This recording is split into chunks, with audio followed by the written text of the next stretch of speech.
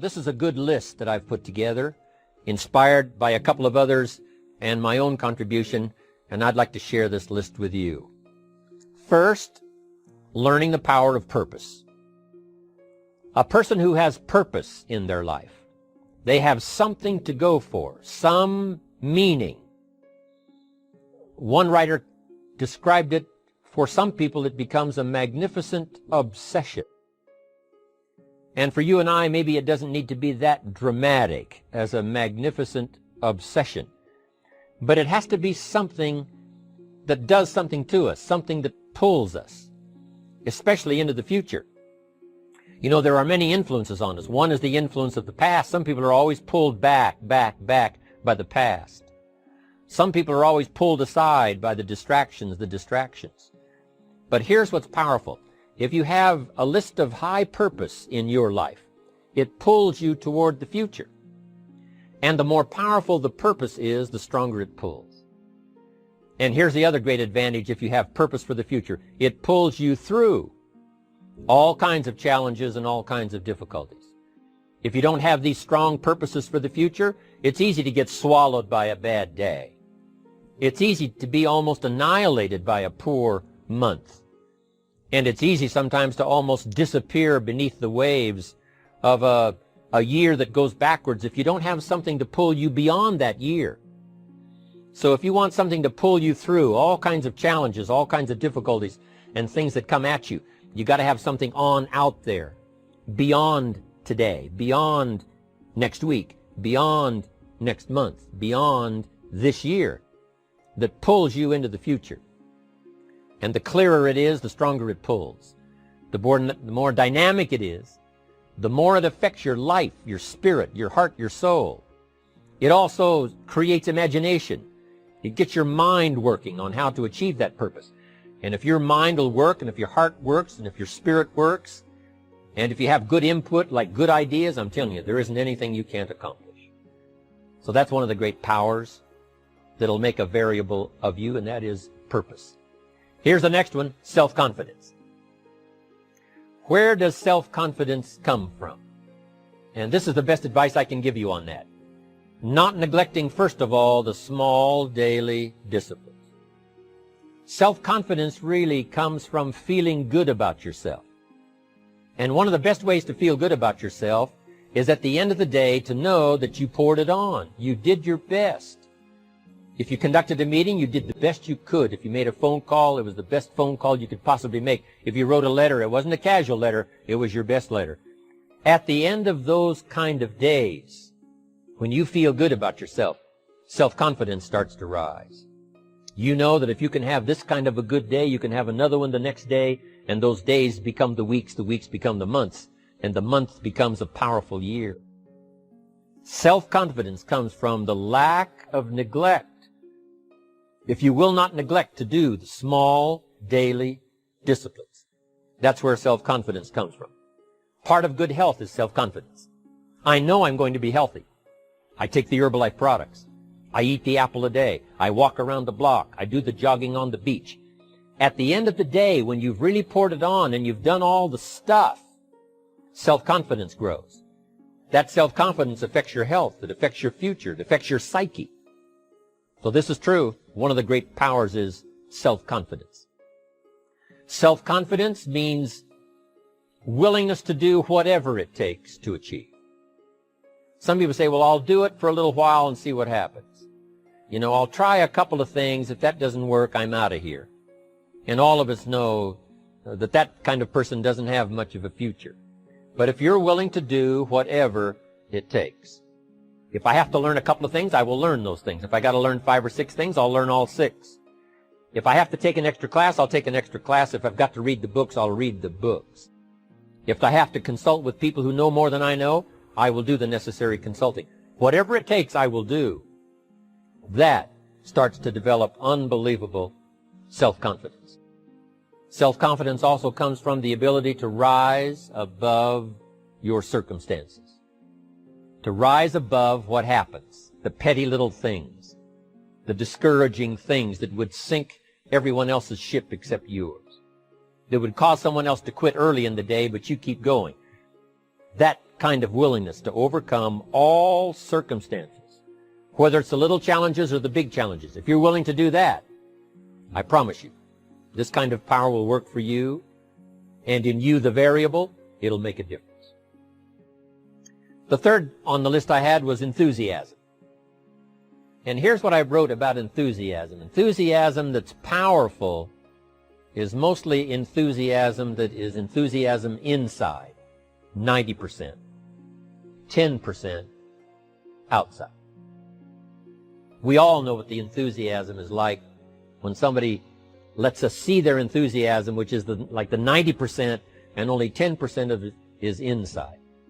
But the enthusiasm that really affects people is not just being loud, but the enthusiasm that runs deep, the enthusiasm that comes from deep inside, created by self-confidence, created by purpose, created by genuine willingness to help other people.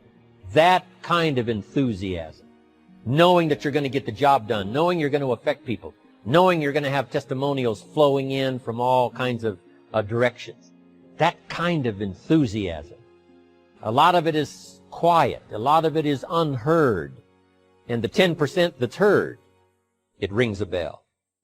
People call it genuine enthusiasm because they know that what you say in the outward display of your enthusiasm is only a small tip of the iceberg of the enthusiasm you feel inside that really motivates you to do the best job you can. Next on my list to help you become the powerful variable is expertise. Wanting to excel in all of the skills and settling for nothing less than an outstanding performance. If you're willing to be the best in your field, if you're willing to demand of yourself excellence in skills, to be the best that you can possibly be. In the training, do the best you possibly can. In doing a workshop, do the best you possibly can. Developing the skills of using your personality, developing the skills of language, developing the skills of influence, developing the skills of organizing. If you're willing to be an expert in all of the skills, Herbalife has the way for you to invest those skills and not only make a handsome living, not only make a lot of money, but if you would so desire and if it would be your purpose, a chance to make your fortune. Expertise, excellence in skills. Here was the next one on my list, making a powerful contribution to you, the variable, and that is preparation. Well prepared.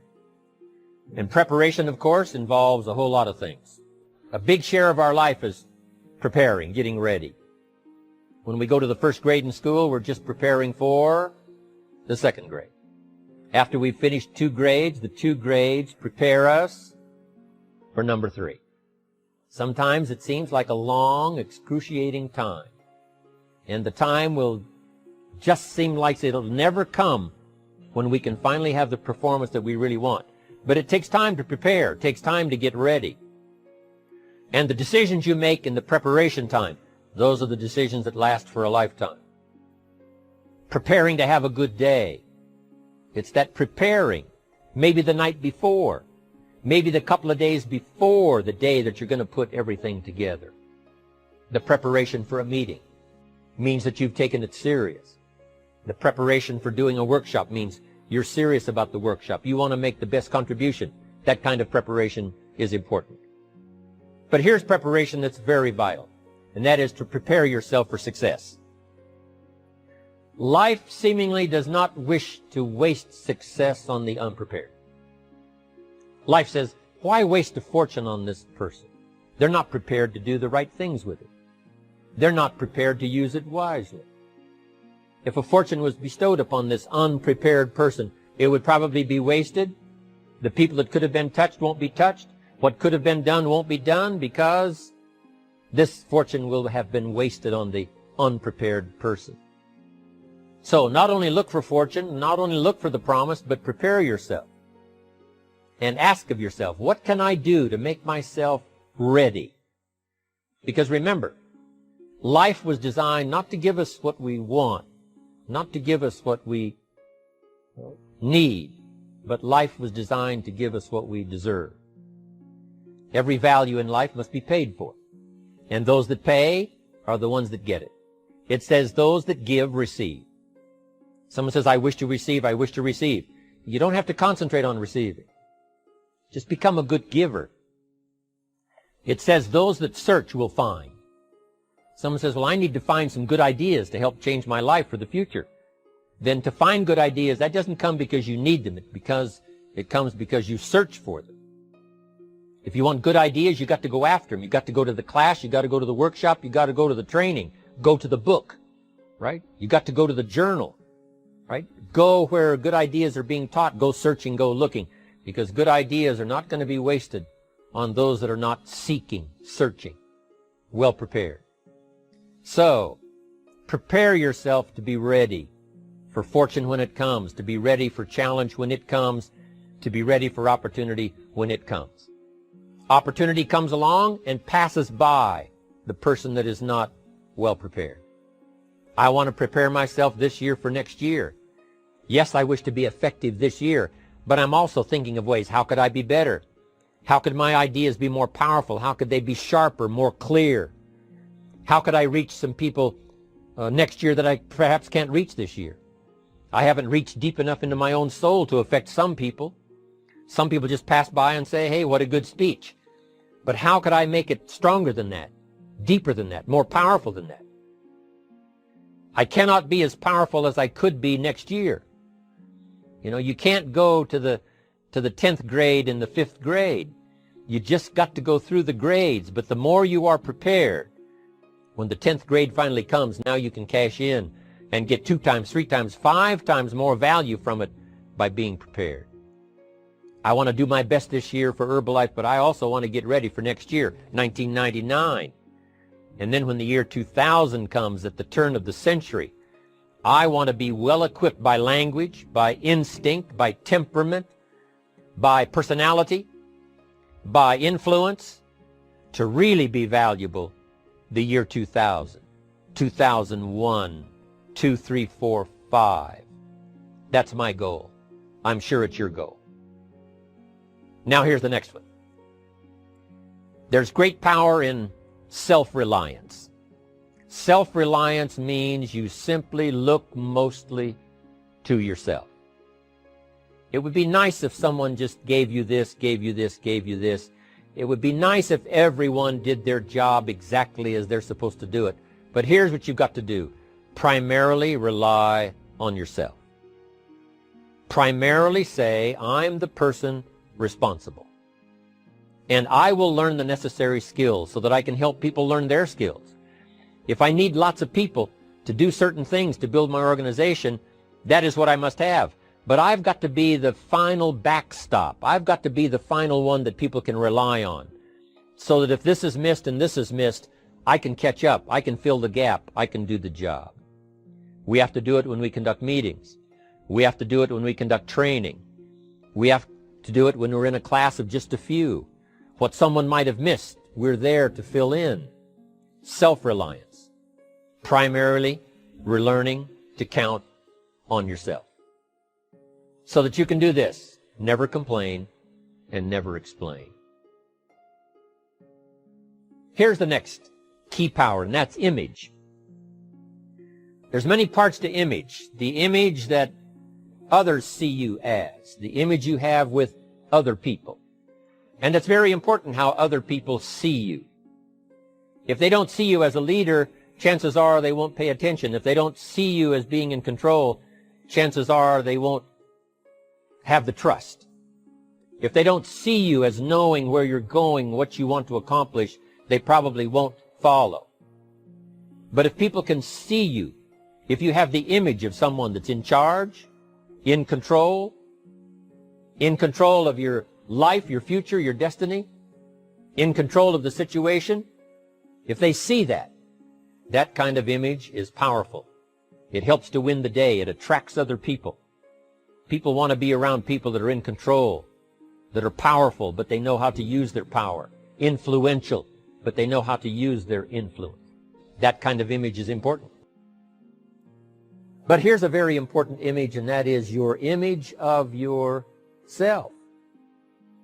The way you dress, the way you talk, the way you think, your capacity for learning, all of that is an important image that you have of yourself. The image that you have that if it needs to be learned, you could learn it. If there's a book that needs to be mastered, you could master it. If there's a skill that needs to be learned, why couldn't you get busy now and learn that skill? That kind of self-image, that I am continually trying my best to be the best I can. Because one of the most important places you have to look is into the future, yes. You've got to look into the past, yes. You've got to look around, yes. But one of the most important places you have to look is in the mirror. You know, how I appear to other people, that's important. But how I appear to myself is the ultimate importance. That kind of image, to where you'll develop the self-confidence, you'll develop the self-reliance. Now here's another one in my rather short list. The next word is character. Becoming a person of high values, a person of principles, a person of honesty, a person that earns respect. That kind of character. It took character when Mark started to put the marketing system together. How can we have a system that will build in the integrity, that people will know that if this happens, then this will happen. And if this goes wrong, here's the way to fix it. Unless you have the principles and the character and the integrity to put together a viable plan for a wide variety of people, then the system is not going to last very long. And I've been around long enough, and I'm sure you have been around long enough to see a lot of systems that got started, but they failed. And the reason is because they were not constructed with integrity. They were not constructed with character. They were not constructed with doing the right thing. They might have been constructed to take advantage. You know, cash it out as quickly as possible and leave. Mark was involved when others took advantage of him all those years ago before Herbalife. When someone took advantage and didn't have the character, didn't have the principles, and didn't have the character to stay, the character to see it through, the character to do the right thing. So this is important, to develop the character within yourself, that people see you as honest, as fair, willing to do the right thing, willing to be helpful, but always willing to walk the center line, not to pass the line. When we come to an opportunity like Herbalife, especially multi-level network marketing, it is so dynamic, it is so powerful, and it is so possible in fortune making that sometimes people want to speed up the process by cutting the corners, by neglecting to do the right things, you know, to cheat a little here, you know, cross the line just a little bit, because then, you know, it'll grow faster and you can cash in quicker. Not necessary here. Doing Herbalife right will build your fortune longer and stronger than trying to cut the corners and not doing it right. If we'll have the integrity that Mark had when he started it, and keep perpetuating that we will do the right thing by the marketing system, the right thing by a distributor who has a customer and they take care of that customer belongs to that distributor. That kind of integrity in the marketing system, the kind of integrity we have among each other, the kind of character we have to rely on each other, because here's what we cannot do. We cannot do this by ourselves. Mark's got to count on me. I've got to count on Mark. We've got to count on the president's team. The president's team has to count on the chairman's club for advice and counsel. We have to count on the millionaire team, the tabulator team, the world team. We've got to count on the distributor. We've got to count on the distributor giving the right message to the potential customer. We've got to count on the distributor giving wise counsel to the new recruit, teaching them the right way, the Herbalife way, the principled way, the character way. Vitally important. Building and developing your own character. Now here's another one. It's called self-discipline. Self-discipline, all of us have a challenge with that. Because sometimes it's easy, and especially if you're working hard, doing the best you can, it's easy sometimes to let up and let it go. But remember, So many people, especially now that we're as big as we are around the world, are counting on what we do. At home office, they have to be careful. They have to be disciplined. It's easy for the person who ships the product from Herbalife says, oh, well, I'll wait until tomorrow to ship it. And then they go home and sleep like a baby. But the distributor who's waiting for that product doesn't sleep that night, or doesn't sleep when the product doesn't show on time. But if everybody will have the discipline to say, I will do the best job I can. I will make mistakes, of course, because we're all human, but I'll try to remedy those mistakes and do the best job I can. That kind of self-discipline that understands how important your part is in all of the functions that work.